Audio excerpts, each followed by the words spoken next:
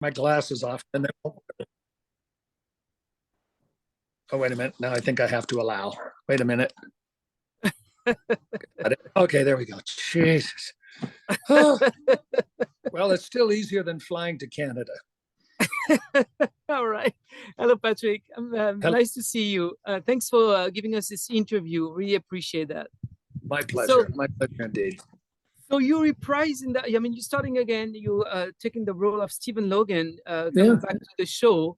But this time is around is going to be a bit different in the sense that Linda is going to play your girlfriend. So how does Yeah. that feel? Well, it feels very familiar. Let me put it that way. It's wonderful, actually. We just came off a 7-month road tour in the United Kingdom of a play, working together. And it's just a normal part of us as a couple now. We've done a TV movie. We've done this 7-month tour in a play, and now Bold and Beautiful. And it's a wonderful thing, actually. We love being together. And so going to work together, coming home together, and being on stage together is a perfect combination right now for both of us. So can you tell us a little bit about the difference between your characters, and what is, going on at home and what is going on the screen, without revealing too much, of course, but. Well, I can't reveal too much because we've only done 2 episodes of Bold Right. and Beautiful. And I don't know if you know the character's arc over these many years, even prior to my playing the part. Robert Pine played the part of Stephen Logan years and years ago. And then about 8 years ago, I believe, I took over. And Bill, Brad Bell was really wonderful in that when I read the earlier type of character that Stephen Logan was, I thought, well, that's a nice beginning for him, but I think he should have learned something by now and be a little more forceful, be a better father, be a little more, in control of himself. And Brad was very keen to do that. So 8 years ago, my character became a better father, a better hopeful husband, but then that turned out to be tragic. But the character I thought was on a great arc, and I had a wonderful time doing it. And then I got the reboot of Dallas, and I had to leave the show. I would have loved to have stayed on Bold and Beautiful, but I had to leave the show because I was committed to doing Dallas. And then, lo and behold, here all these many years later, Brad and I over the years have talked about, well, wouldn't it be fun to do Stephen Logan again? And the opportunity came up. And in the conversation, I said, well, he's a widower now. He has no wife. What about Linda and I doing it? Because we've been working together and we work together very well. And she's a remarkable actress, probably one of the best actresses I've ever worked with. And I've worked with some good ones. And he thought that was a great idea to bring back Stephen with a new woman in his life. And we walked through the door on the first episode that first day, last Monday. And it was well written because the 3 girls, my wonderful daughters, who I'm so thrilled to be back with, Kelly and Jennifer and Heather, and walk in the door and it's Daddy. And then it's oh, we love seeing Lucy and it's nice to meet you in person instead of on the Zoom calls and all that kind of stuff. So the first 2 episodes were very good episodes for us as a couple. It established us as a loving couple. We weren't married yet, but loving couple. The 3 daughters liked my new girlfriend. And then that set up for whatever may happen in the future. And I don't know what will happen in the future. So I can't give you a spoiler in any way, shape, or form because But should there be some more? Should there be some more episodes? Or are you willing to go? Oh, not only willing, I'm actually begging Brad to bring us back to do some more. You have to understand that it's daytime serials like Bold and Beautiful have such an established rhythm of work, trust in the other actors because they do this incredible workload on a daily basis. And stepping into that venue is the most comfortable thing in the world for an actor to do. Linda and I both love it. She did another soap before, and we love the pace. We love being on our toes all the time. You have to do your best work on the first take because they're moving on if you don't. So all of that fits our work ethic extremely well, and we are campaigning to have those 2 characters come back if they will. All right. So you met Linda through video chats, messages. I mean, did you ever think that you will meet your partner one day? And in that's, in that way, because this is pretty peculiar. I not only didn't think I'd meet anybody on Zoom, uh, but I wasn't looking to meet anybody. I had been a widower now for almost 5 years, 4 years, and I was comfortable. I had a beautiful family, 2 children, 4 grandchildren, and I was just assuming that this would be the rest of my life, living comfortably and being around my family. And then the COVID hit, and Linda was one of several people. I've known Linda and of Linda for over 40 years, since Man from Atlantis days. And then we never met then, but we knew of each other. I almost did her first television show and took Dallas instead. We met at a couple of celebrity events. Uh, she came to London to see her dear friend Richard Thomas in a play that I was in with him. Then we didn't see each other for 20 years, and we met at a Hollywood function, a celebrity function. And when she came up to see Linda Gray, who was with me, and not even to see me, I remembered her, and we reintroduced ourselves. And Richard is a dear friend of mine, and I had lost his telephone number, so I said, "Here's my phone number. Please give it to Richard when you go back to New York." And that's what started our communication. And then a few months later, the COVID hit. And so Richard and Linda and I were texting, and then Richard dropped out, had other things to do. And Linda and I would send a text or a message to each other every week or so, just to see how are you doing, are you getting sick? Do you have it? And we were both isolated. I'm in her home right now in Colorado. I was at my ranch in Oregon. She was here. And we first started texting, and then we decided to do FaceTime because we had no one else to talk to. And FaceTime became Zoom.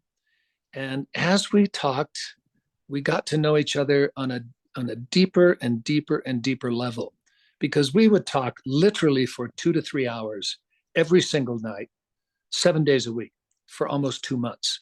Mm-hmm. And after a while, you stop saying, "Hi, how are you? And what'd you have for dinner?"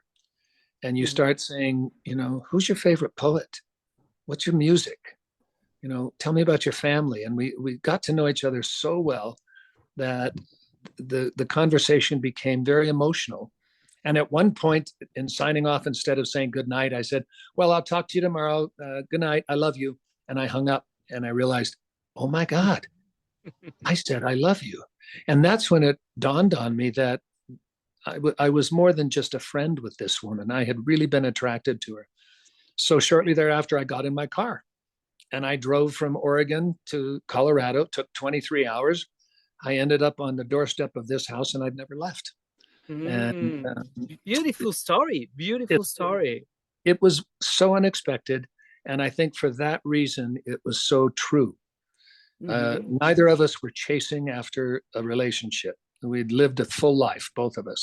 And we realized that we were attracted to each other as really meaningful people. And so that's why, whether it's working with her or going on a trip with her or, spending 24 hours a day, 7 days a week with her, is more than normal. It's what I yearn for on a regular basis. So to go back and play Stephen Logan and to have her be my Lucy partner is another dream come true. And good things happen at COVID, not just bad things. So Patrick, you've experienced an extreme life with a lot of range of emotions, events. Like it takes 10 lives for certain people to go through what you went through. I mean, as a human being, how did you cope with all those events and emotion and with such elegance? What is the secret to move? I mean, you've got kids, so I understand, when you have kids and everything, you move on, but still, what does it take as a human being to go through all of that? Well, that's a remarkable question, Frank. I think every human being has the capability of doing that. I think our life experience either limits or expands that capability. I was very fortunate 50 years ago. to have my wife at that time introduce me to the practice of Buddhism. Now, this form of Buddhism that I practice does not limit my lifestyle. I don't go away to a hermitage somewhere. I don't spend hours contemplating things. It's a very um, laity-based practice of Buddhism. I study the philosophy, but I also spend at least an hour a day chanting. And it's an ability of every human being to create value under any circumstance, good or bad. Let's say a good circumstance can elate you, but it can also be an obstacle. You can get carried away by it, or a really bad instance in your life can destroy you, or you can rise above it, learn from it, and use it to create value somewhere. And my Buddhist practice has allowed me to do that, not by virtue of me trying to, but by virtue of 50 years of this inconspicuous but upward level of developing myself, which I did not try to do, just like I didn't try to find a new love in my life. I didn't practice Buddhism to become a deeper, more meaningful person. I just practiced it because it felt right. So, you say I've gone through things. My parents were both murdered. And that was something that, could have taken me in any given direction.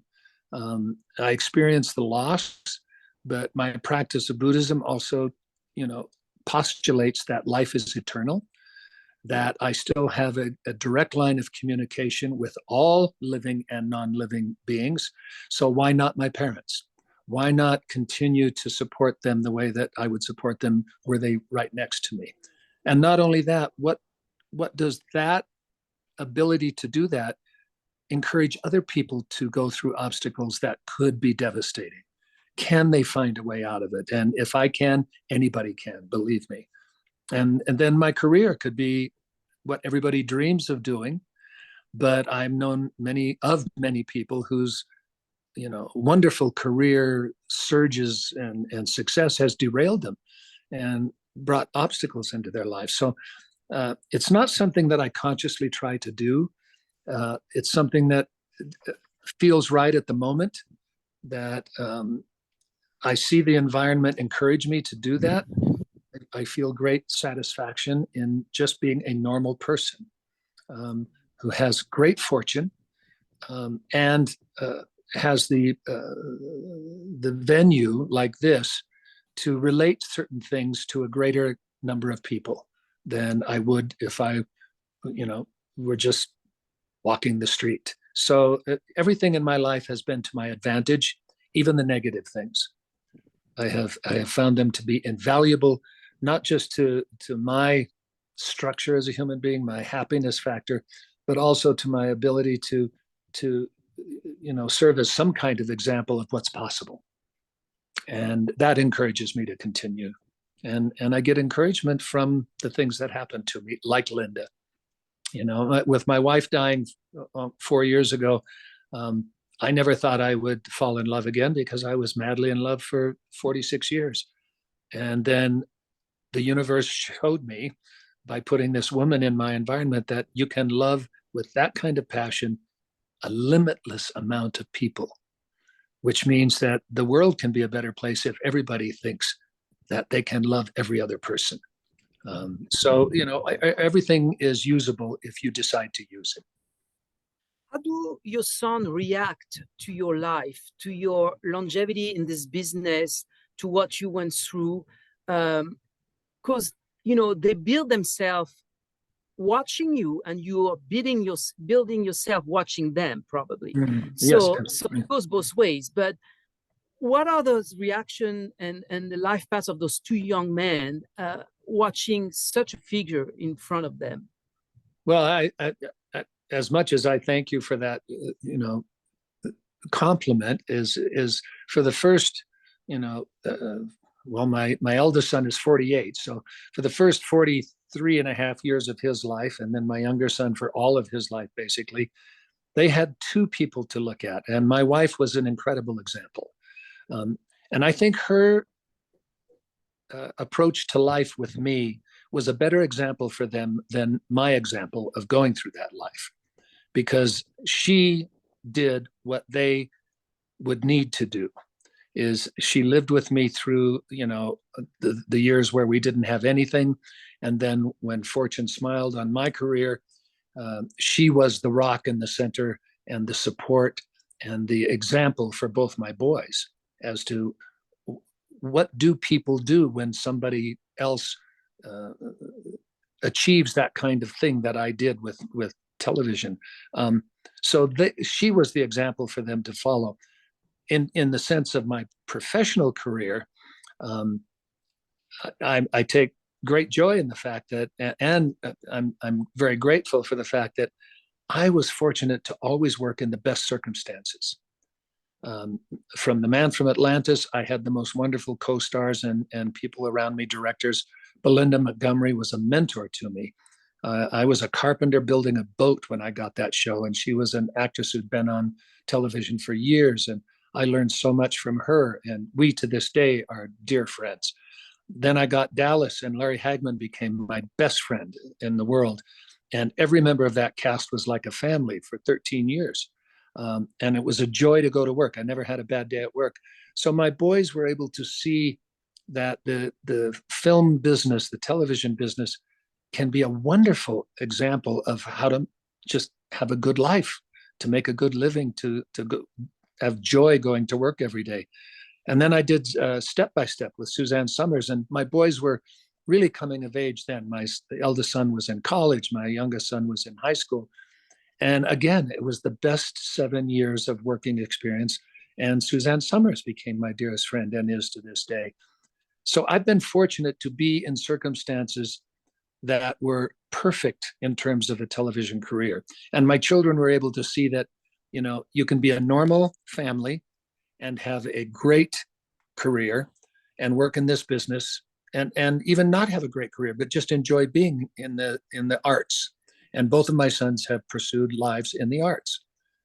And I think they've done it not just because of me, but because of the entire circumstance of our family. And I'm very happy and proud and grateful for that. Mhm. I have to talk a little bit about Dallas, of course, Of course. so it's such an iconic show. Can you tell me when was the moment you realized this was going out of this world? I mean, this was going crazy. Was there a moment you say, okay, this is not going to be the same experience I thought it was going to be? Well, it was a more gradual thing for me. Of course, Larry hit the ball out of the park with the character of JR, and he loved to travel. So every time there was a vacation in one, he would up or he would be, in Canada. He and I both loved going to Canada over the years. And the international attention was what really triggered our understanding that this was a phenomenon, not just a job. It hit me the first time I went to England, actually. And it was in year 3 of the show. And the public attention to that show was startling, much more so than living in Los Angeles, where people are a bit inured to seeing celebrities. They recognize you. You're in your grocery store, and they go, "Oh, like you." But elsewhere in the world, and even elsewhere in the United States, it's an oddity to see a celebrity, and then to see somebody that was on a show as iconic as Dallas was a phenomenon to them, and then likewise became so to me. And it dawned on me when I realized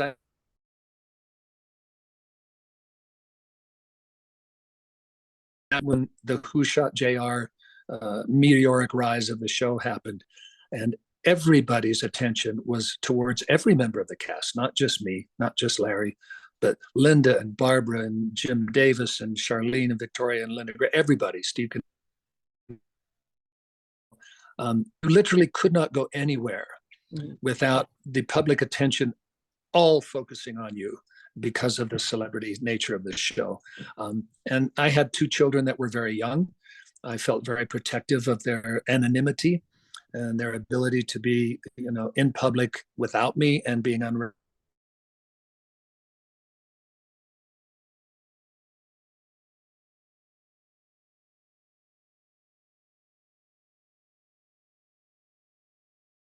recognized. So I realized many years I've been in the business, because I just felt there has to be some place where my family can feel ordinary. And, that would be our home. That would be when we come in and lock the door. That's where we're, that's our privacy. That's our paradise. So all of those things happened about year 3 of the show. And from then on, it's an oddity in our business. And I know you do interviews with a lot of people, and they will corroborate this, that most of the time when you're on a television series, at the end of the season, you wonder if you're going to come back. You wonder what your next job will be. You're hoping you get another audition.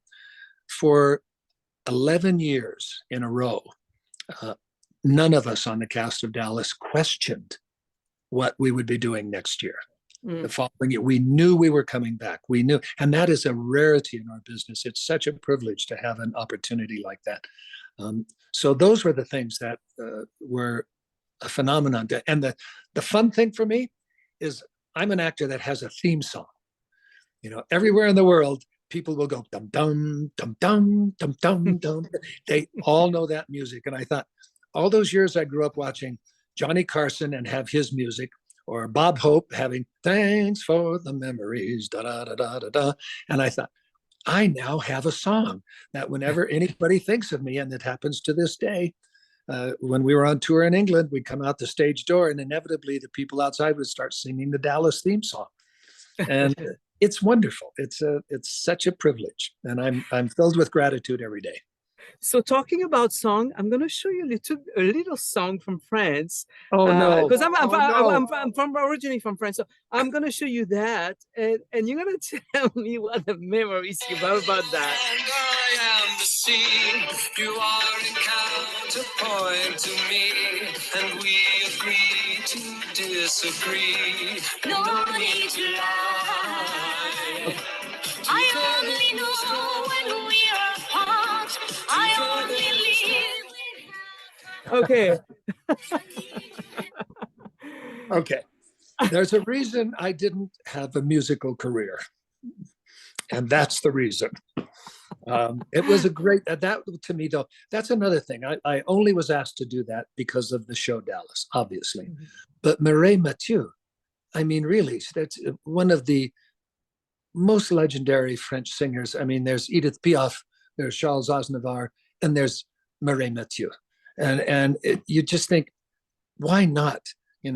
Even if I look foolish, even if they had to write a song that only had 2 notes for me, I would have not missed that opportunity for the world. And I look at that, I'm not even embarrassed by it anymore, because I just think that's a chance in a lifetime, and I took it. And then years later, this was maybe 3 years ago or so, Mireille, there was a television show in France, and Mireille and I went back and relived that moment. And I lip synced, we both did, that song.